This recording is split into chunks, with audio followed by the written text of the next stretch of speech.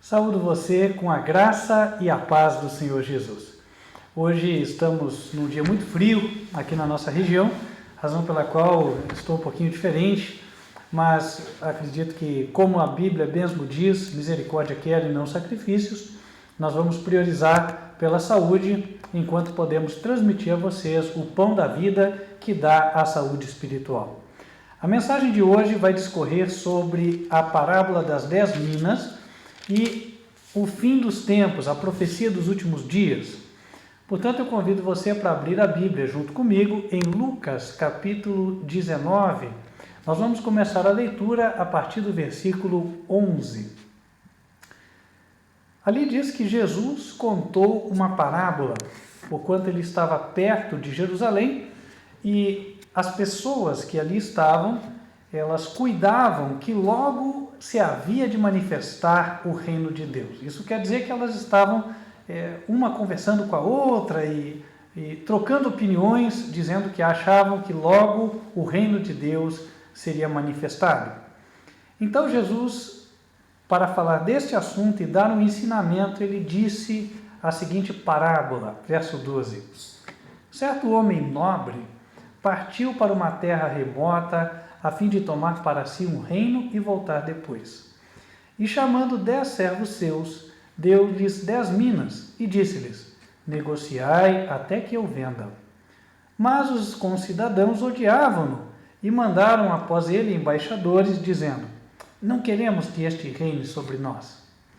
E aconteceu que, voltando ele, depois de ter tomado o reino, disse que lhe chamassem aqueles servos a quem tinha dado o dinheiro, para saber o que cada um tinha ganhado, negociando. E veio o primeiro dizendo: Senhor, a tua mina rendeu 10 minas. E ele disse: bem está, servo bom, porque no mínimo foste fiel, sobre 10 cidades terás autoridade. E veio o segundo dizendo: Senhor, a tua mina rendeu 5 minas. E este disse também, quer dizer, o Senhor disse a este: sê tu também sobre 5 cidades. E veio outro dizendo: Senhor, aqui está a tua mina que guardei num lenço, porque tive medo de ti, que és homem rigoroso, que tomas o que não puseste e cegas o que não semeaste. Porém ele lhe disse: mau servo, pela tua boca te julgarei. Sabias que eu sou homem rigoroso, que tomo o que não pus e cego o que não semeei. Por que não puseste, pois, o meu dinheiro no banco, para que eu, vindo, o exigisse com juros? E disse aos que estavam com ele: tirai-lhe a mina e dai-a ao que tem 10 minas. E disseram-lhe eles: Senhor, ele tem 10 minas. Pois eu vos digo que a qualquer que tiver, ser-lhe-á dado, mas ao que não tiver, até o que tem lhe será tirado. E quanto àqueles meus inimigos que não quiseram que eu reinasse sobre eles, trazei-os aqui e matai-os diante de mim. Essa parábola ilustra 2 situações, pelo menos, as quais nós gostaríamos de abordar aqui. A primeira era o que estava acontecendo já na época de Jesus. O homem nobre que partiu para uma terra remota para tomar um reino representava a Jesus mesmo, que ia para o céu a fim de tomar para si o reino e trazer aqui a nova Jerusalém, a cidade. E aí ele ia trazer ou dar a herança a cada um. Nós teremos a nossa herança definitiva, nós os salvos, quando a nova Jerusalém descer na terra. E aí ele deu a 10 servos 10 minas, uma para cada um. As minas eram moedas de ouro. E 10, ele nos lembra o que é relacionado com o homem. Lembre-se que os mandamentos são 10. Quando Deus deu a sua regra para o homem seguir, ele a dividiu em 10. E não somente ali, nós temos, por exemplo, a parábola das 10 virgens, onde todas as igrejas da humanidade, elas são resumidas no número de 10. Não é à toa que 10 é a nota máxima na escola, porque 10 representa o número da perfeição. E aqui nós vemos, portanto, ele tinha 10 servos, isso representa a totalidade daqueles que se diziam seus servos na terra. Deu a eles 10 minas, Isso quer dizer que cada um recebe algo. Essas moedas de ouro representam o que espiritualmente falando? A resposta nós encontramos em 1 Pedro, capítulo 1. No versículo 7, o apóstolo diz: para que a prova da vossa fé, muito mais preciosa do que o ouro que perece e é provado pelo fogo. E aí nós podemos voltar. O ouro representa a fé. Então, Deus deu uma medida de fé a cada um. E é por essa medida que nós nos apoderamos dos méritos de Jesus e nos fazemos participantes, membros da Igreja de Cristo e herdeiros do reino de Deus. A fé é um dom de Deus. Quando a gente abre o coração para Jesus, nós a recebemos, confiamos nele, cremos nele como nosso Salvador. Mas a partir daí a nossa vida avança. Nós não paramos aí, não morremos neste dia. O dia da conversão é um marco, mas ele deve ser seguido de outros dias, onde nós nos aproximamos de Deus. E aí é que a parábola das 10 minas, ela começa a ganhar corpo nesta situação da história. Na época de Jesus, muitos ouviram sua palavra, diziam ter crido nele. Só que a sua fé, ela não aumentou na mesma proporção. Um deles, a mina rendeu 10, outro, a mina rendeu 5, e a outra, a mina não rendeu nada. Quer dizer, ele recebe aquele depósito, esconde num lenço e fica. Aquele que rendeu 10 representa a pessoa que trabalhou em prol da causa do Senhor Jesus. A sua fé fez com que ele operasse obras, essas obras de obediência a Deus e também de testemunho. Aquele que rendeu 5, mesma coisa, né? Quer dizer, ele fez algo pelo Senhor, ele testemunhou, a sua vida mostrou que ele cresceu na graça e por isso cresceu na fé também. Porque na medida em que nós trabalhamos para Deus, a nossa fé cresce. Você que já trabalhou sabe disso, né? Quando você fala de Jesus para alguém, isso fortalece a você mesmo. Quando você louva, ora e assim por diante. Mas a Bíblia relata alguém que escondeu num lenço aquilo que o Senhor tinha dado. Isso quer dizer que ele escondeu a sua fé. Ele não deu testemunho de Jesus.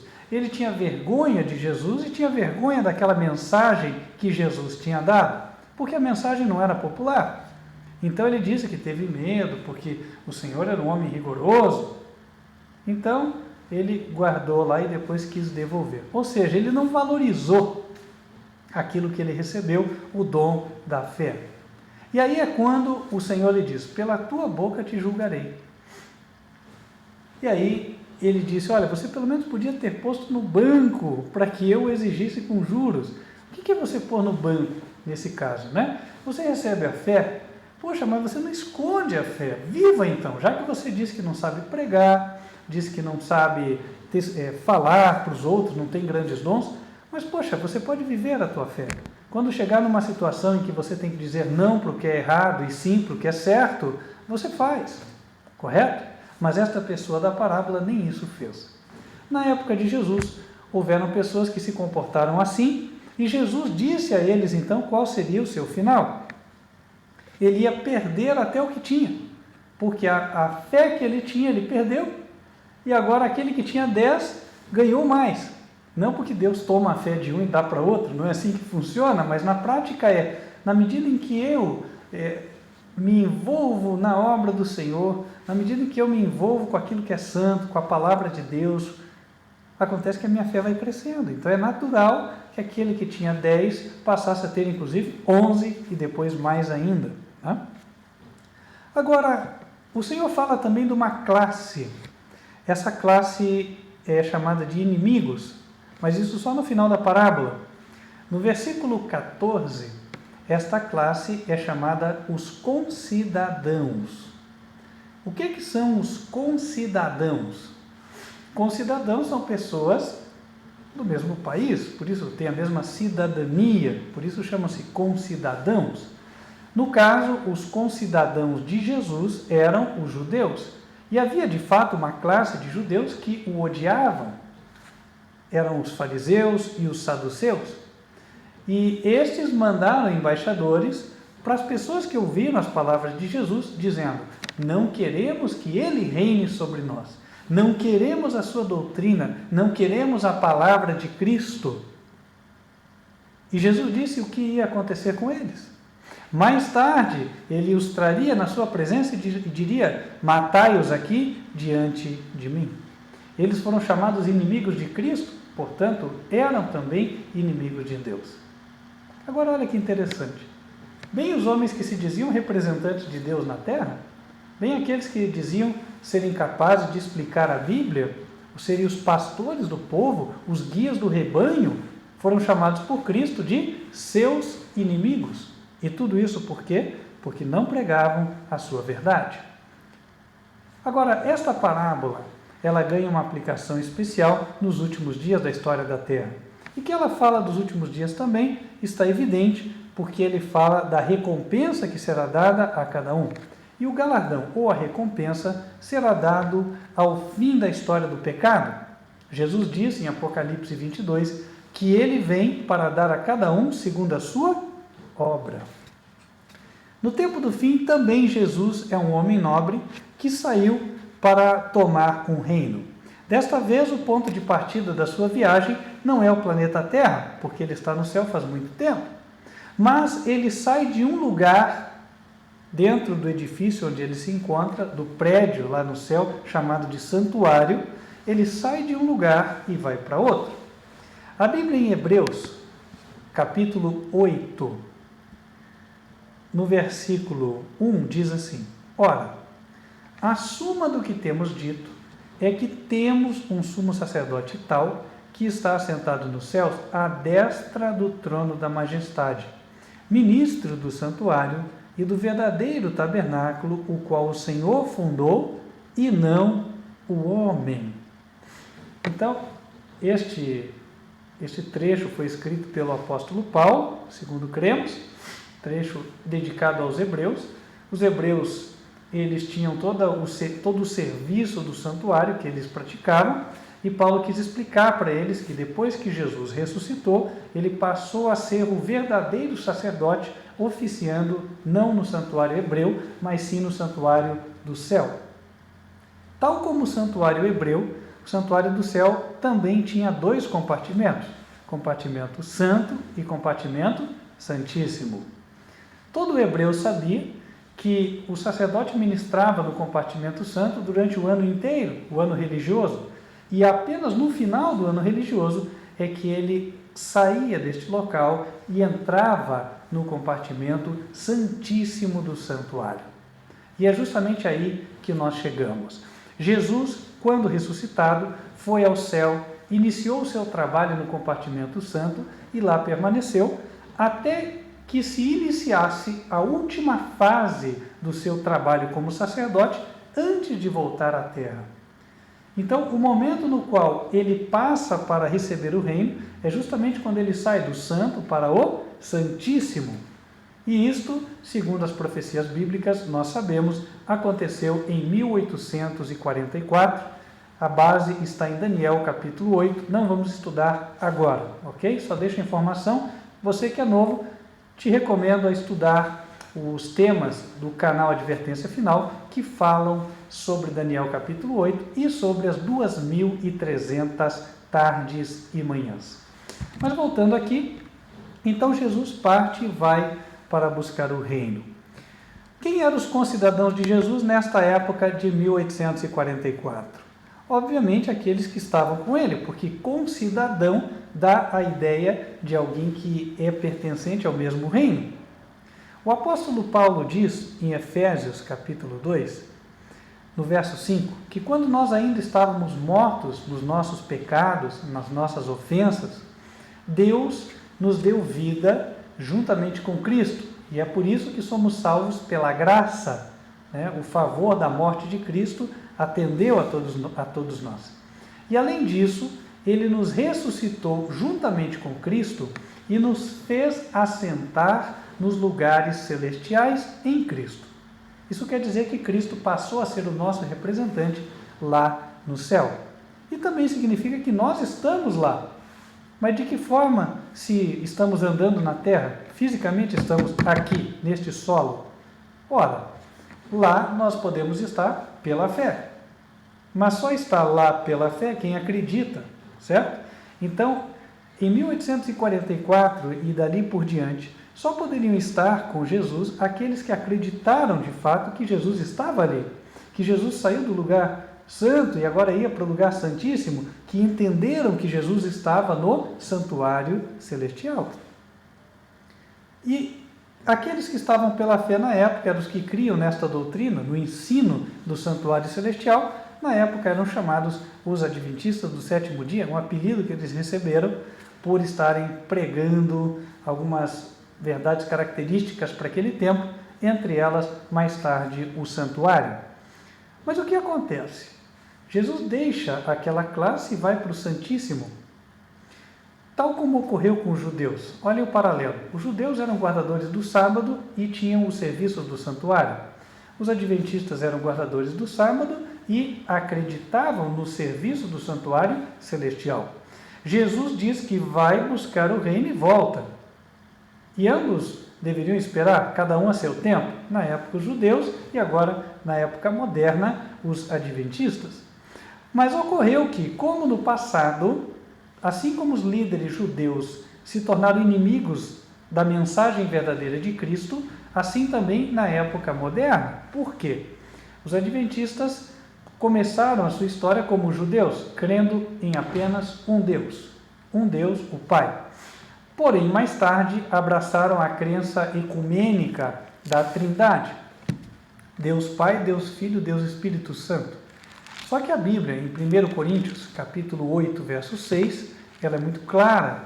Ela diz: todavia, para nós, há um só Deus, o Pai.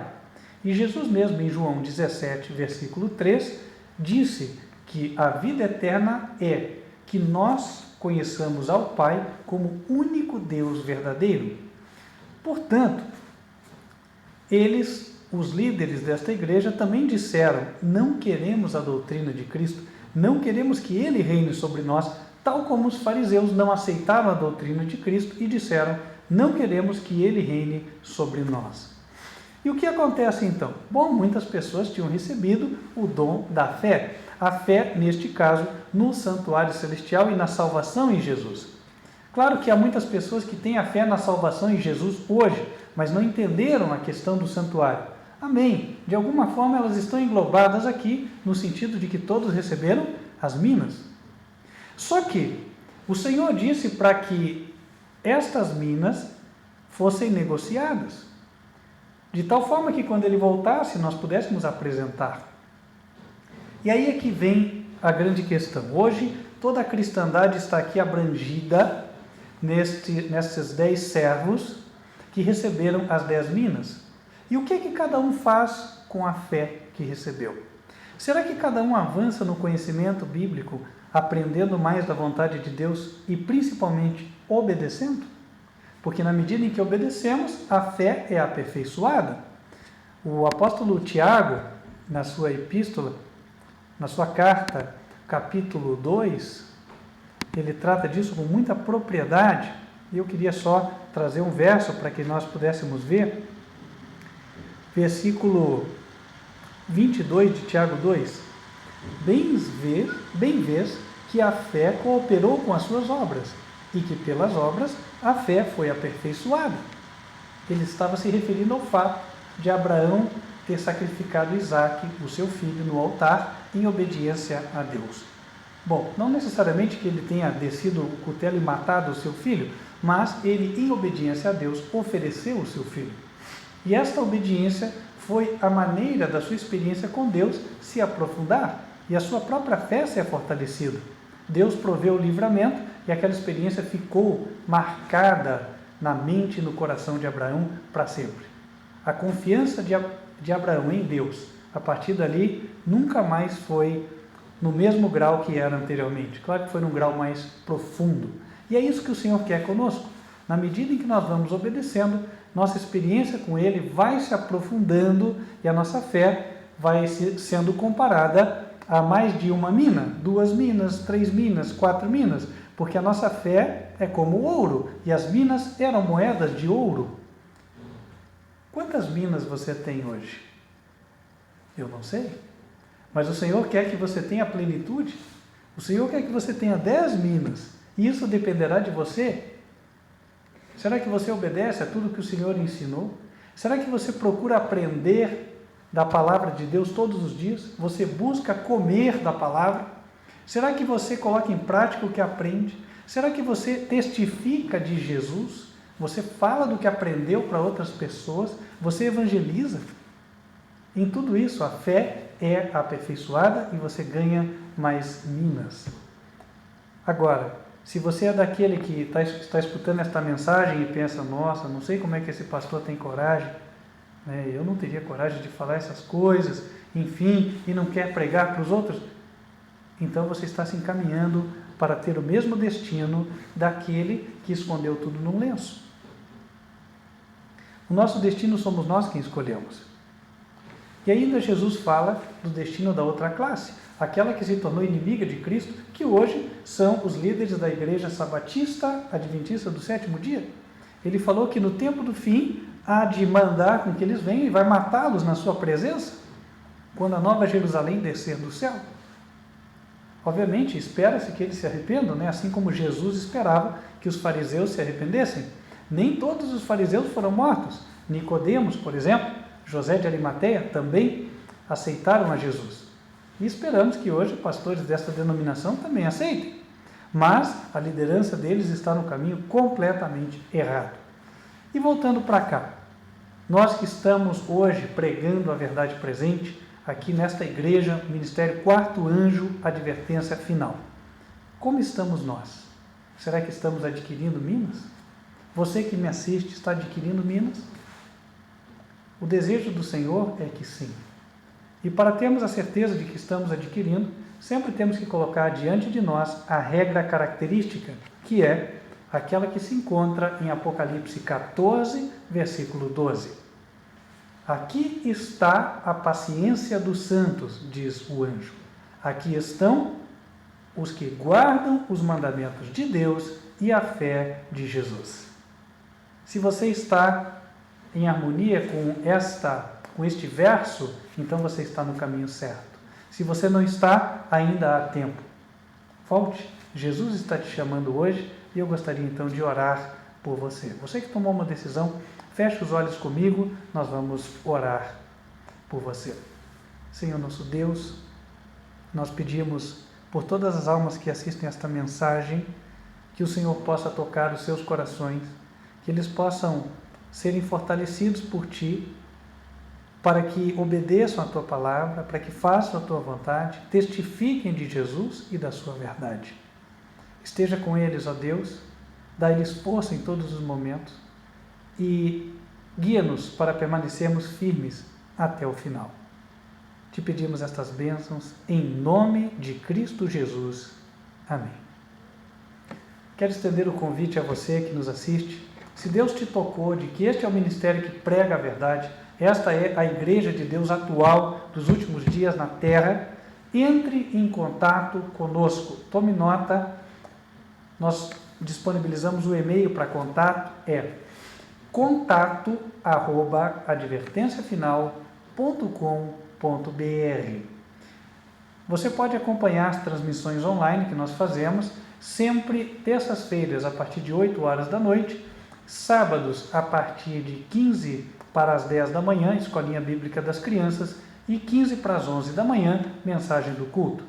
Você nos assiste pelo canal youtube.com/TV Advertência Final e também pelo site advertenciafinal.com.br. Espero que Deus abençoe grandemente a tua vida e quero invocar a bênção do Senhor antes de encerrarmos este vídeo. Que o Senhor te abençoe e te guarde. Que o Senhor levante sobre ti o seu rosto e de ti tenha misericórdia. Que o Senhor levante sobre ti o seu rosto e te dê a paz. Amém. Deus te abençoe e até a próxima.